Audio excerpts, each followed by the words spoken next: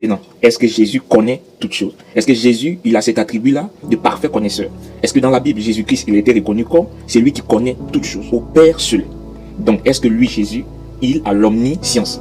Est-ce que lui, il connaît toutes choses? Et si lui, il connaît toutes choses, alors on comprendra qu'il est le Père de toutes choses. Lisons dans Jean chapitre 16. Je vous ai dit ces choses en parabole.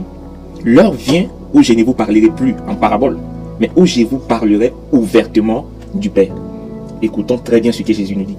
Je vous ai dit ces choses en parabole. Mon Père, pourquoi m'as-tu abandonné? C'était des paraboles. Je m'en vais au Père, c'était des paraboles. Je peux dire, Jésus dit, je vous ai dit toutes ces choses dans des paraboles. Mais l'heure vient où je ne vous parlerai plus en parabole, où je ne vais plus vous parler avec des symboles, avec des énigmes, mais je vais vous parler ouvertement du Père. Mais ça veut dire quoi? Comment lui peut parler ouvertement à travers le Père? Donc on comprend que le Père, c'est une position.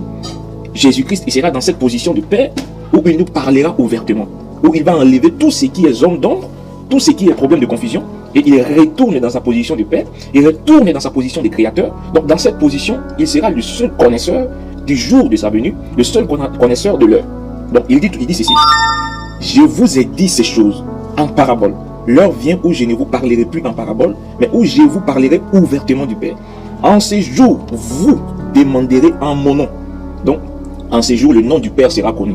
Parce que Jésus, dans Jean chapitre 17, verset 6, il dit ceci. J'ai fait connaître ton nom aux hommes que tu m'as donné. Père Saint, j'ai fait connaître ton nom. Or, nous sachons très bien que la première chose qu'un enfant, à part les gènes, à part l'ADN qu'il peut hériter de son père dans le ventre et de sa mère, c'est le nom. Maintenant, si Jésus, venant sur la terre, il dit, il a fait connaître le nom du Père, quel était le nom qu'il a porté? Quel est le nom qui a été connu partout dans l'humanité? Donc, on comprend que le nom qui a été révélé, le nom qui a été connu, c'est le nom de Jésus.